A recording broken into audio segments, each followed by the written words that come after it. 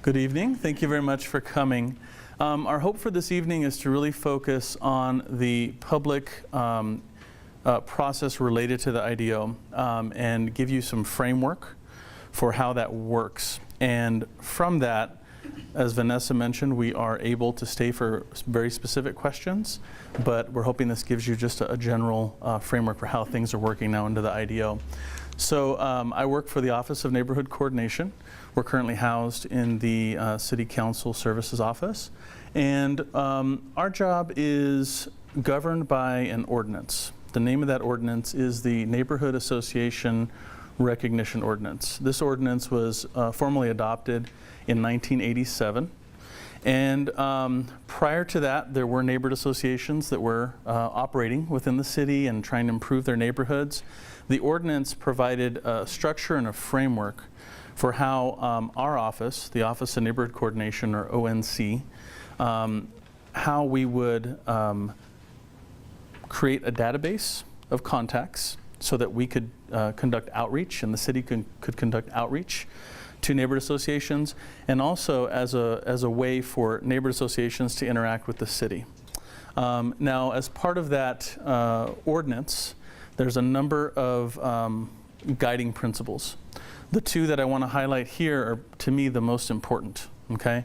The first one is, as I mentioned, improved communication between neighborhood associations and city government, but beyond that, helping to identify potential conflicts involving neighborhood associations in the private sector related to the development, review, and approval process. That's huge because there's always going to be situations where there's going to be a piece of property that somebody wants to develop or improve. Maybe there's an existing building, maybe it's vacant, but somebody that owns that property wants to do something with that property. On the flip side, it will have an impact on the community and the neighborhood that it exists within. And so what our office tries to do, and this ordinance attempts to provide structure for, is how that communication interaction works, how neighborhoods can provide input on that, and also how applicants or developers can respond to those things. And it's pretty unique in terms of how city government operates in other municipalities. So, but it's a positive thing. The other things that it provides, responsibilities for what are referred to as recognized and non-recognized neighborhood associations. And the recognition status portion, we'll get into that a little bit later in the other slides, but generally speaking, there's an established set of boundaries for a neighborhood association, and within that, the neighborhood association makes membership open to all entities within that boundary, okay? Non-recognized neighborhood and or homeowner associations, the membership is very specific to homeowners, for example, HOAs as they're referred to. So if you don't own property there, you can't be a member, for example. There's also responsibilities laid out for the city of Albuquerque, things that we need to do to maintain our responsibilities under the ordinance, and also for applicants and developers to let folks know what's going on related to their project. And so what happens is that a neighborhood association, a group of people in a neighborhood, would contact our office, and still can, contact our office and say, we want to establish a neighborhood association. The first thing that we're going to do is we're going to ask, what are those boundaries? We're going to want to make sure that they don't overlap with any existing neighborhood associations that are already recognized under the ordinance. And we're going to ask for a set of bylaws. And what we're going to be looking for in those bylaws, which they can be in draft form and we can help craft those bylaws, but we're looking for those requirements of the ordinance, that you're making membership open to anybody within the boundary of the association, and that you have a democratic process for people to become members and vote on certain things as they arise. And so and also how to make decisions that way. So when you have an opinion about a development that comes into your area, that you have an organized way to collect that information, whether it's through meetings or outreach initiatives, and then with that unified voice, present that to the city, the applicant, whoever it might be. And so the other things that a neighborhood association that's recognized has to do is hold at least one advertised meeting per year. We hope that you hold more, but if one is what you guys can do, that's fine. And that you submit an annual report to us, letting us know who's on your board. The other big thing is we need 2 designated contacts. And so these people need to be folks that can take information and disseminate it to the membership and other people. And so those components make up the list of neighborhood associations that we maintain in our database, and also that contact information that gets sent out to applicants that folks in this room have seen before. So along with that, what we have done with the implementation of the IDO, the Integrated Development Ordinance, we have tailored our notification intake process to respond to the new requirements of the IDO. What that means is if you go to our website, which is listed here, cabq.gov/neighborhood/resources, it's going to take you to 2 forms.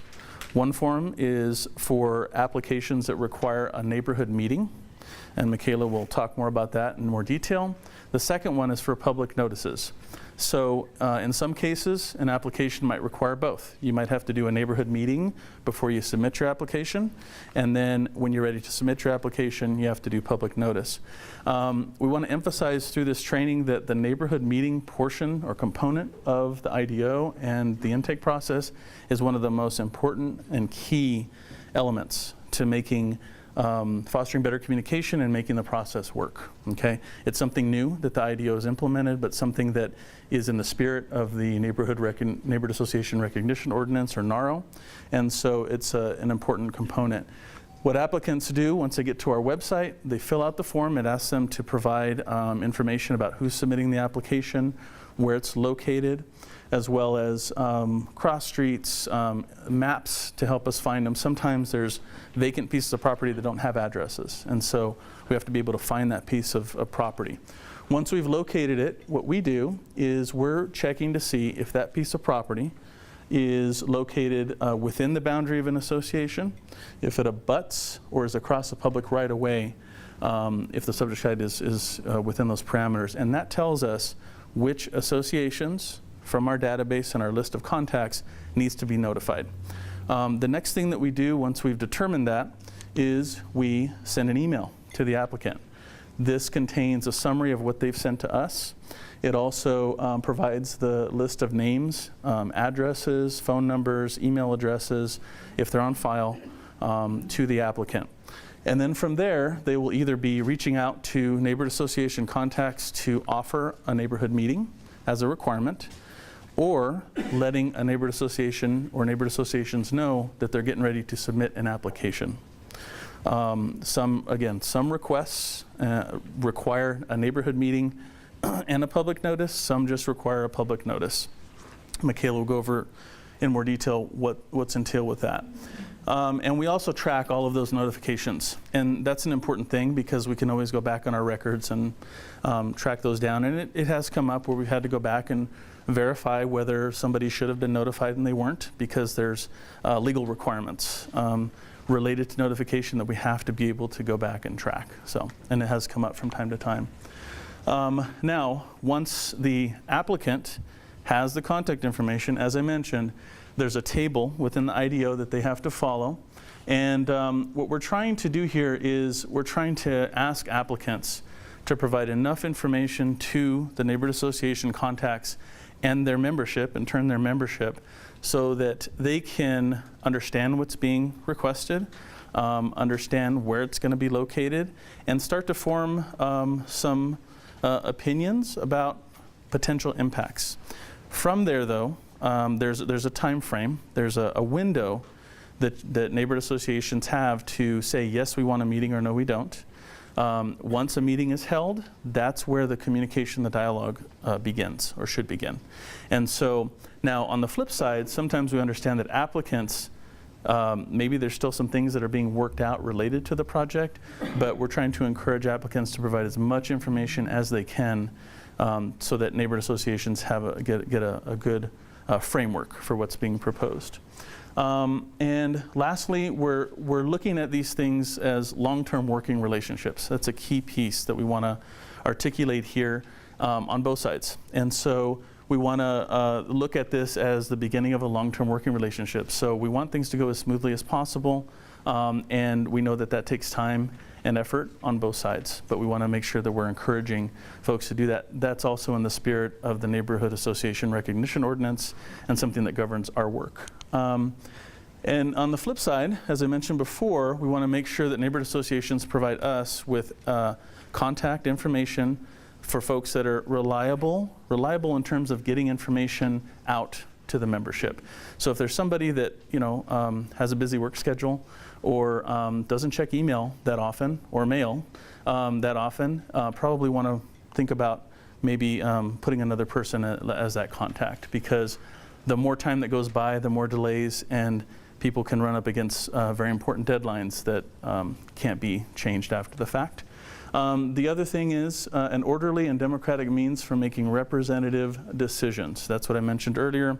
It's very important that applicants in the city understand what challenges or issues or impacts that the neighborhood is perceiving, so that maybe that can be worked out in the front end during that neighborhood meeting or early on in the process, okay?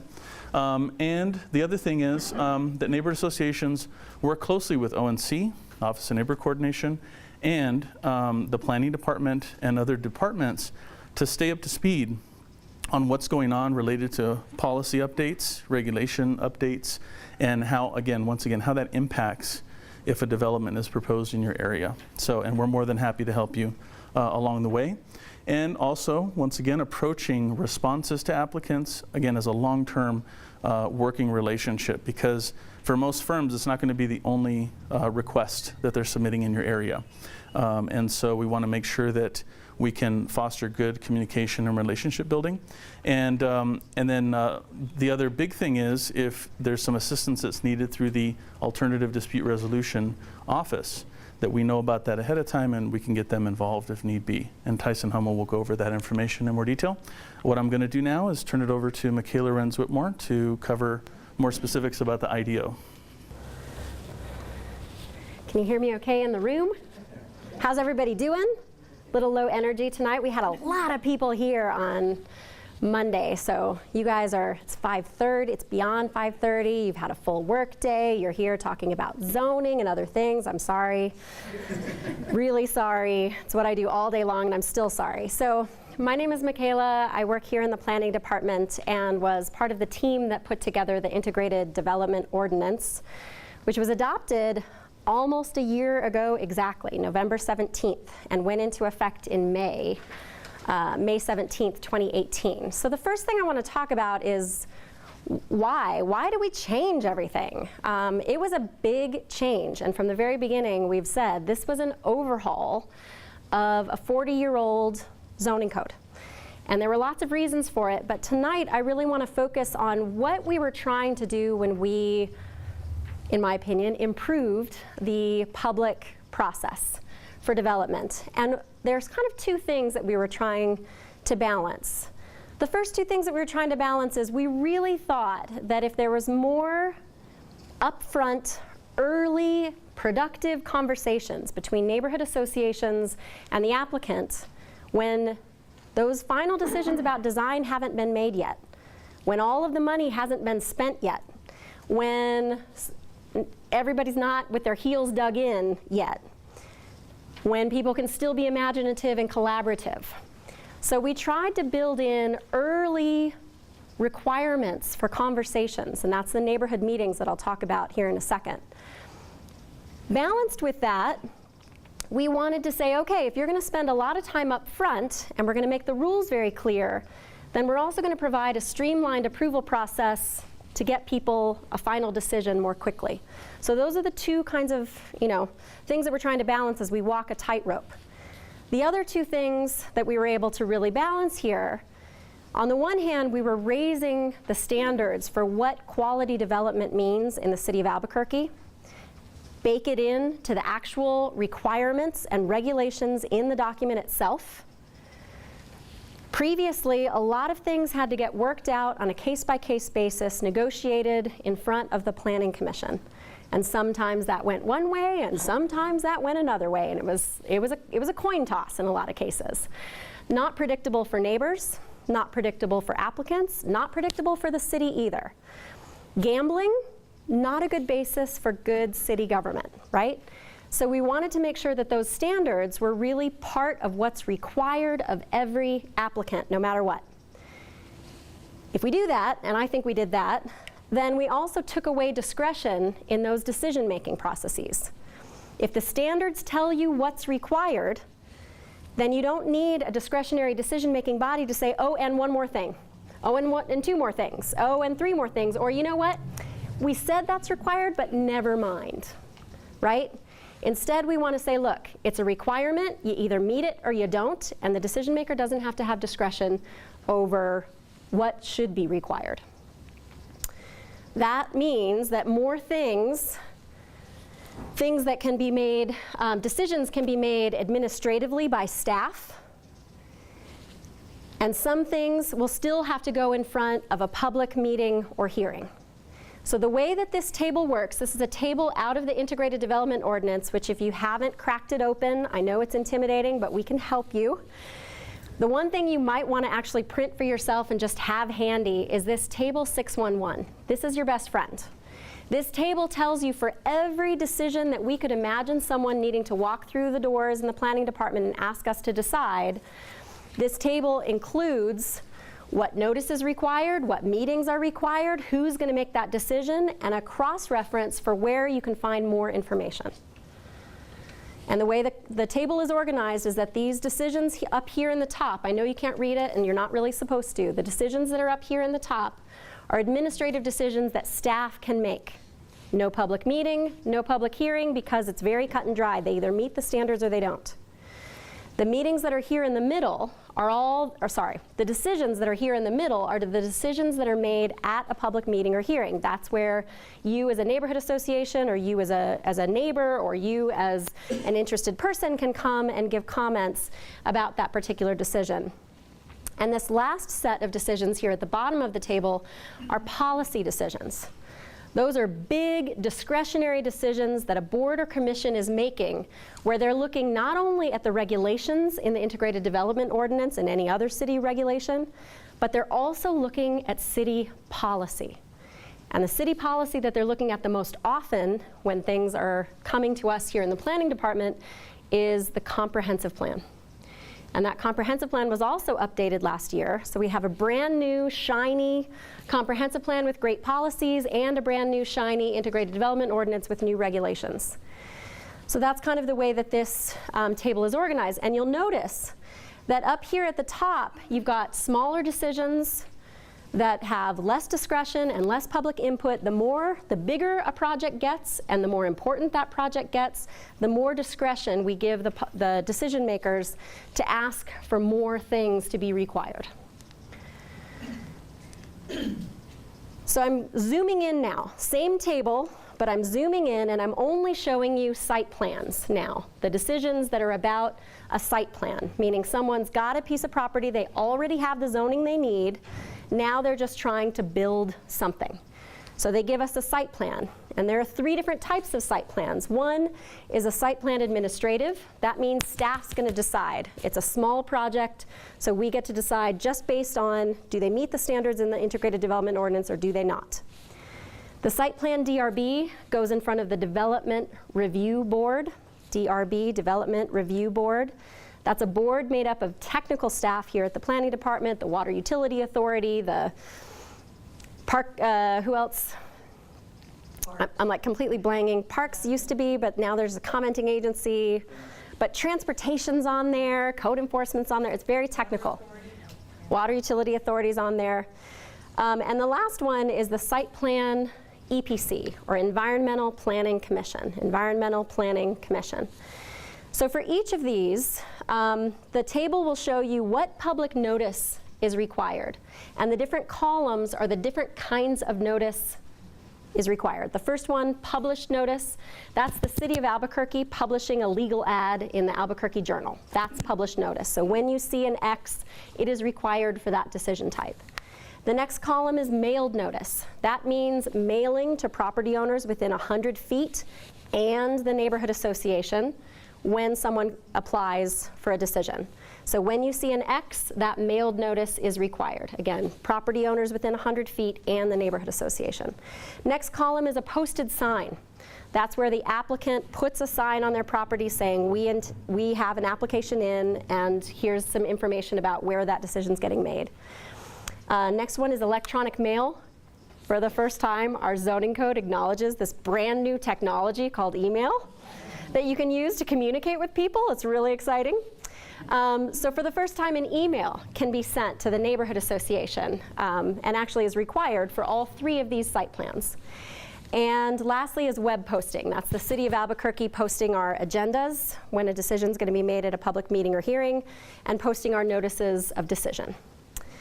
So that's the public notice columns, and you can use it for all the different applications that we receive to say, why didn't I get a mailed notice? And when you come and you say, oh, because it's a site plan administrative and they didn't have to provide me that mailed notice, but I should have gotten an email. I didn't get an email. Well, then you check with the Office of Neighborhood Coordination about what happened. The next 2 set of columns are meetings that are required. Oh, let me say one more thing about that notice. I've indicated here with the yellow the requirements that are new as of the Integrated Development Ordinance. And I want to point out that even for things that used to go straight to building permit, so under the old system, if you had straight zoning, meaning C1, R1, M1, M2, whatever, there was no notice required when you came in to build something. You could build a giant factory in M1. All you had to do was go to building permit, and they would say yes or no, do you meet the standards or not? Under the new Integrated Development Ordinance, we now require that everybody post a sign. Even though they're going straight to building permit, they're going to post a sign, and they're going to send an email to the neighborhood association. That's new. Didn't have to do that before. They have to do it now.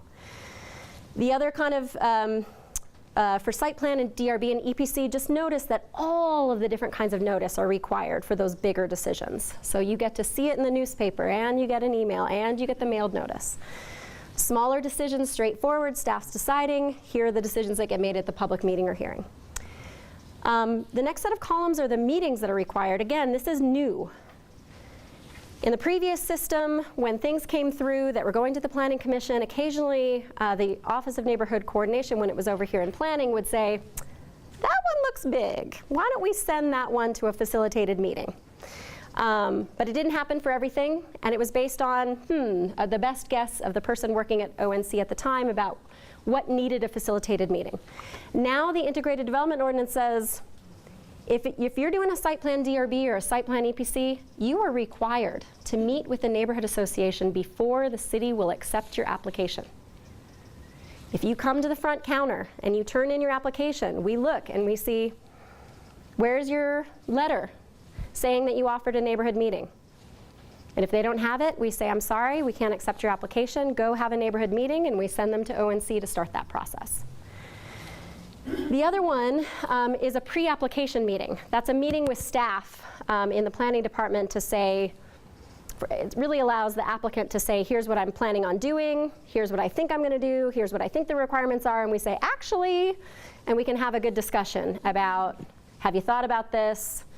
Do you have this ready? Have you done your neighborhood meeting? All those kinds of things. So both of those are really expected to help people on the front end have a good and productive process even before we accept their application. So in terms of the neighborhood meeting, these are all of the different things. This is now Table 611, where I've eliminated anything that didn't require a neighborhood meeting. Said another way, these are all the decisions that now require a neighborhood meeting before the city will accept an application. You'll see it's more than just site plans. The way the process works is they get from ONC, they submit that neighborhood meeting inquiry form, they get who they're supposed to include. That will include the neighborhood associations that include the project site, that property that someone's trying to do something with, the neighborhood association boundary includes it, or is across the street from it, adjacent to it. If there's no neighborhood association that includes the project or is adjacent to it, they have to go 1/4 mile out and pick up all the neighborhood associations that might be 1/4 mile away and offer them a meeting. They only have to offer one meeting. So if there are 20 neighborhood associations within 1/4 mile, they offer one meeting and say, how's Tuesday sound? And have everybody coordinate that meeting. When the neighborhood association receives that email, you've got 15 days to say, yes, we'd like to meet, or no, I think we're good. So 15 days from when the person sent it, not when you checked your email 5 days later.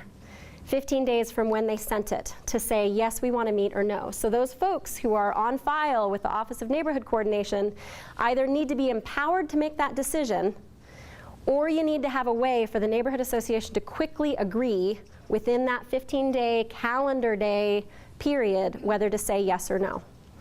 If you decline, you can decline on day 1 and the applicant moves on and can submit to the city. If you wait till day 15, then on day 15 they can submit to the city. So you're saying it's calendar day, not business day? It's calendar day, not business day, okay?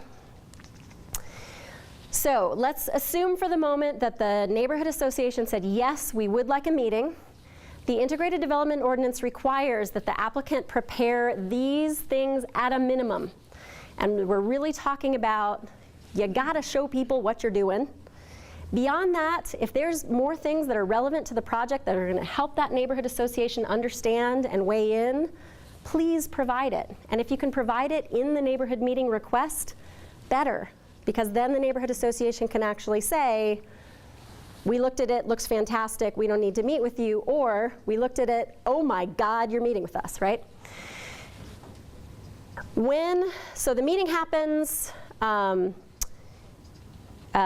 applicant can do it themselves, but we really highly recommend that they use the Office of Alternative Dispute Resolution to help facilitate that meeting. They don't have to, but we highly recommend it because ADR, the Alternative Dispute Resolution Office, ADR, will go ahead and provide the summary of that meeting, and we'll give it back to the applicant as well as anybody who attended and the planning department. So it kind of takes care of a step for the applicant. But in any case, when we receive here at the city that application, it has to have, at a minimum, these things. It has to say, where did the meeting take place, who came, what was the discussion, what accommodations did you make in your design as a result of that discussion? And if you didn't, why didn't you? Were there site constraints? Was it was it something that the city just doesn't require and you don't think it's financially feasible or appropriate? What came up at the meeting? How did you address it? If you didn't address it, why not? I kind of went over that. Let's go straight to the facilitated meeting. So that was all talking about the neighborhood meeting, which is required for all of those things that I mentioned here, all of these decisions where a neighborhood meeting is required. The facilitated meeting is still an option, but it happens after the city has received an application. Anyone can request a facilitated meeting. It can be the neighborhood association, it can be the applicant, or it could be the city. The city board or commission can say, this is too hot to handle, I think this would benefit from some facilitation, and we're not going to make this decision until you've had a facilitated meeting. All three of those are viable options. A facilitated meeting is facilitated by the Alternative Dispute Resolution Office. By definition, that's what that is. The facilitated meeting is ADR's meeting. If the neighborhood association requests that the city require a facilitated meeting, what you're asking is that the city not make any decision on that application until you've had a facilitated meeting. So when you request a facilitated meeting from the planning department, what you're requesting is that we put that application either on ice or that we continue to hear it but cannot make a final decision on it until the facilitated meeting has happened. Our director has come up with 3 criteria that we, the planning department, will use when we get those requests from anybody to not make a final decision about the application until a facilitated meeting has happened. This document is available on the project webpage, but really what we're looking at is, particularly if you've already had a neighborhood meeting, most of us are going to know what are the issues here, what was discussed, what's still kind of rankling around, and do we really think that that's something that can benefit from additional facilitation, Or do we clearly know that there's two sides, nobody's moving, nobody's budging, in which case it doesn't seem like facilitation's really going to help, and we're going to use the actual public hearing process to make that final decision. So again, a summary of the difference between the neighborhood meeting on the one hand and the facilitated meeting. Number one, the neighborhood meeting is required before submittal for those types of applications that I showed you. It can be facilitated by the Alternative Dispute Resolution Office, but it doesn't have to be. And in that case, the applicant is the one that's required to give us the summary of what happens at the meeting when they submit their application to us. It can be ADR's summary, but it's going to be the applicant who gives it to the planning department. The facilitated meeting is something that happens after they've submitted. Anyone can request it, but it's the one that is, by definition, facilitated by the Alternative Dispute Resolution Office, where those facilitators are going to be summarizing and sending back to all the attendees what the summary is. And if it's not required by the city, if we do not agree that a facilitated meeting is really going to be helpful, but you as neighborhood association and you as the applicant still want to have a facilitated meeting, go for it. ADR is there for you. Those meetings can continue to happen. When the city says no, all we mean is we're going to continue looking at that application and we're going to decide on it when it's ready to be decided. It's good. We're just uncoupling it from the facilitated meeting process. Couple more things and then I'll turn it over to Tyson. So number one, we know already that the Integrated Development Ordinance isn't perfect. We tried really hard. But it's not. It's a 400, 500-page document, and there are things that we now think absolutely could be done better, and many of you have helped us see those places for improvement. The good news is we knew at the outset that it wasn't going to be perfect, and we baked in a schedule for an annual update. So every July, from here on out, the planning department will have gathered all of the comments we've received, the great ideas from everybody, and we will submit those into the city's review and approval process. It'll go in front of the Planning Commission, it'll go in front of the City Council to decide what those changes are going to be. But you guys now know, you've heard me say it once, there is an annual update process every year. Pay attention in July for what gets submitted and start looking for hearings in September at the Planning Commission and weigh in. Even before that, we'll be in contact. We'll do meetings in April. We'll let you know what the list is so far, and if you've got extra ideas, you can bring them. And even as those proposed changes make their way through the city's review and approval process, on the final day in front of council, you can still have a great idea and it can get in there. So just because you didn't give it to us in July, don't think it all is lost. We will take it right up until that City Council makes the final decision. And then if you didn't make it, guess what? There's another one coming the following July, okay? There are a lot of resources about all of this on the planning webpage and on the project website for the Integrated Development Ordinance itself. But you also have planning staff that's happy to help. I know it's overwhelming sometimes going on those websites. So please let us know what you're looking for, or if you've just got a quick question. We are so very happy to take people from confused and anxious to now I know the answer and at least I know what's coming, right? So with that, I'm going to turn it over to Tyson. So my name is Tyson Hummell. I'm in charge of the ADR program for the city.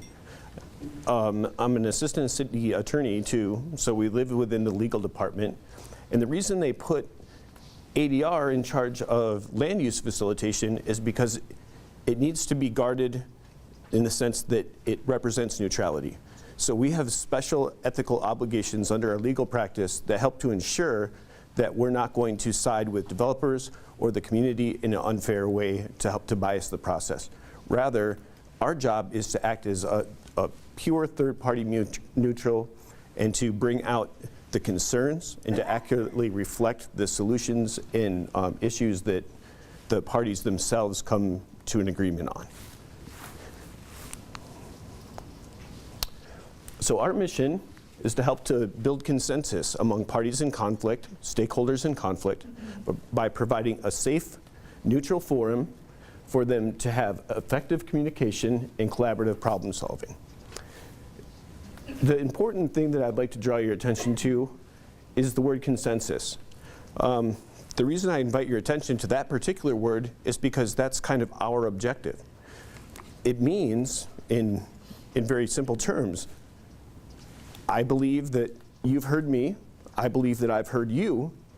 I may have not gotten every single thing that I came here with in mind, or every single objective, but I've taken away from the process what I need to get by. So it is about compromise, and it is about people working together to help define their own solutions. So our office generally provides 3 core facets of service, and there's multiple things we can provide to you as community members outside of those core 3 facets, but I just want to draw your attention to these just in case, as people in our community, you ever want to use them. The community mediation program helps everyone from neighborhood associations all the way down to individual neighbors work out differences when they come up. If you find yourself at an impasse with a landlord or a merchant or any other kind of organization or person within the city, it's a free process to you. It's a resource. You own it. So you can come to us, say, I would like to request a mediation, and as long as the other party is willing to participate in it with you, we'll provide it. We have very highly trained, effective mediation professionals on staff who can help you work through those issues and come up with your own solutions. It's a great alternative to litigation because you're empowered to create the outcome. You don't have to wait for a judge or an administrative body to impose an outcome upon you. We also do the same thing for employees and divisions and department clients within the city. And last but not least, what I want to talk to you about today is the land use facilitation program. So land use facilitation is sort of in step with our overall mission. Really, we're balancing. We've heard a lot about balancing tonight. We want to balance the interest of the developers and the people seeking to develop property and the community members that they will be affecting. We want to hear those voices. We want to draw out those concerns, understand them in their full perspective, and then make sure that those are recorded and accurately made known to the public and memorialized in a record. So what do we provide? We're sort of, once things get to a meeting stage, we sort of become the hub of the wheel for a temporary transient period of time. So until the meeting happens and the report's generated, we're the collaborative centerpiece between planning, ONC, ADR, and the hearing body. We also offer a lot of proactivity in the process, and that's something that I would definitely invite you to take full advantage of, because when you can get out ahead of these projects, like Mikaela had referenced, you know, the materials and supplies have not been purchased. All of the plans have not been finalized, and you know, there's still time to steer the ship. But once it starts rolling forward and steaming out at a port, it's really hard to make adjustments. It becomes cumbersome, and you can't go back and fix certain things. So get it after it early, come, talk about any concerns you might have, and definitely get involved. And the last part is the transparency part, and this is a great reason to use us, even if you can't stand us. It's a good reason to use the facilitation program, and it's because it provides you with a third-party neutral record of the conversation. No one's going to be able to go back and reinvent the things that you said or the things that were told to you, promises that were made between the parties, those types of things, and it really helps to capture concerns in a comprehensive way that we can't always remember or didn't always catch in the heat of a conversation to record ourselves. So that's a great benefit for you, and I'd encourage you to take advantage of it. It's really pretty effective. When facilitated projects that have gone through the meeting process actually make it to the deciding body, over 80% of the time, the issue's been resolved prior to getting there. So the sticking points that got it before a hearing board have already been addressed by the parties themselves, and they've come up with their own solutions that they can live with. Not a solution that's been imposed on them by an administrative entity. The time savings is also pretty phenomenal. We can get these done in about 21 days. You'll have your report in your hand in less than a month. If you go to court and fight about it, you're looking at 2 to 3 years. And it's a huge cost savings. I don't even need to explain that to you. It's free. Can't beat free 99. So here's who we are.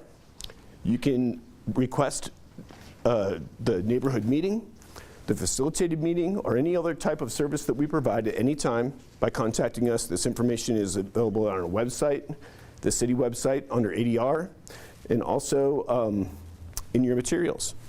So that's what I have to tell you today. Please take advantage of what we have to offer. Thanks.